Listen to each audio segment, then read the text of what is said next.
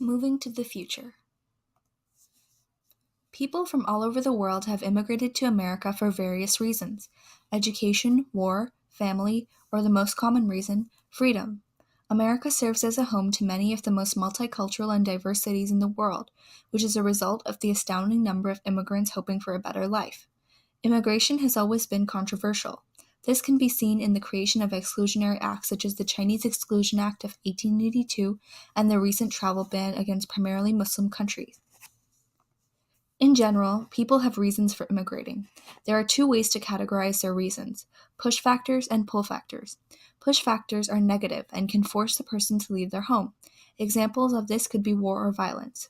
Pull factors are positive and are attractive to the person immigrating. Examples of this could be better education or job opportunities. One factor of America that pulls a lot of people in is the American dream.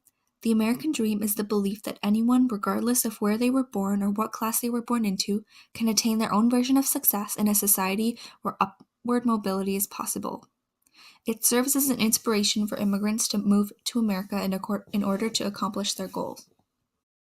My historical question is, how does the American dream influence people's decision to immigrate? The person I'm interviewing is Sal Dhanani, my dad. He was born in Karachi, Pakistan, in a neighborhood called Clifton.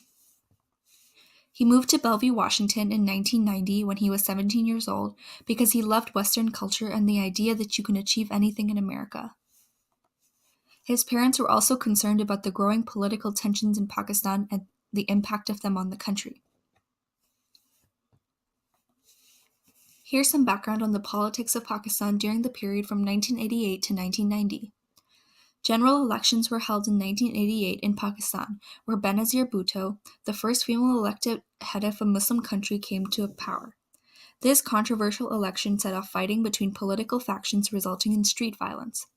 In 1990, Benazir Bhutto was ousted on corruption charges.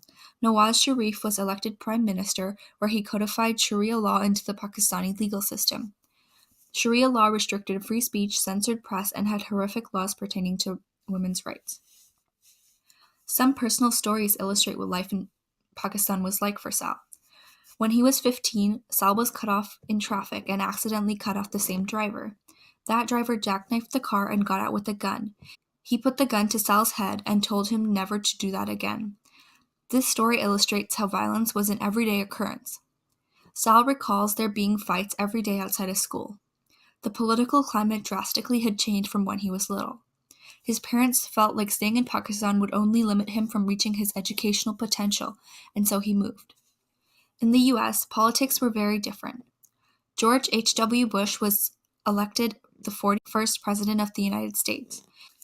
He continued many of Reagan's policies, encouraging democracy throughout the world, as seen in China's Tiananmen Square protests of 1989.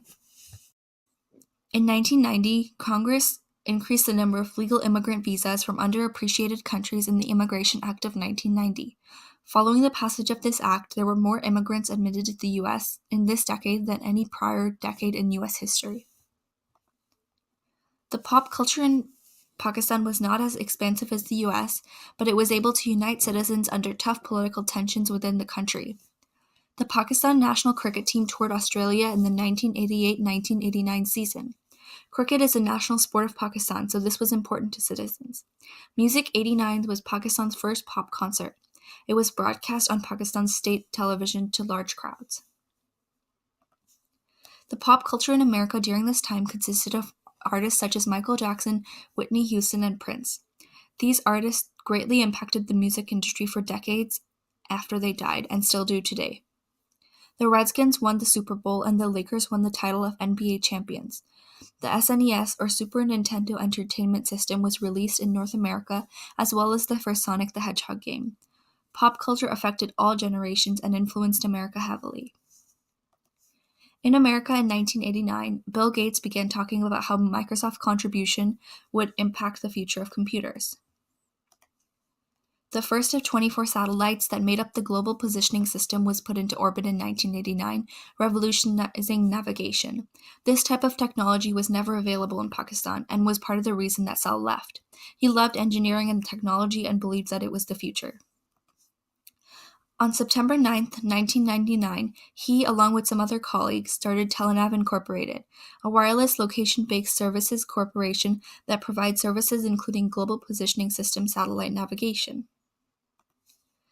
The company went public in 2010 and have built-in GPS in cars such as Ford, GM, Toyota, and Chrysler. Pertaining to Sal's journey to the United States, he came on a student visa. The process was smooth. Recently, the Trump administration has enacted a sort of travel ban in which an executive order was signed to temporarily ban immigrants from Iraq, Syria, Iran, Libya, Somalia, Sudan, and Yemen, which are mostly Muslim countries. Along with this, the order also called for a review into suspending the Visa Interview Waiver Program, which allows travelers from 38 countries, including close allies, to renew travel authorizations without an in-person interview. This means that immigrants from these 38 countries would have to give an in-person interview with the U.S. authorities before obtaining their visa. Sal has lived in the U.S. for 28 years now. When asked if he ever thought about going back home, he said he'd considered it briefly when he moved due to the sudden shift in culture between Pakistan and the United States, but never again after that. The American dream pulled him in and inspired him to stay. Here are the sources that I used. Thank you for watching.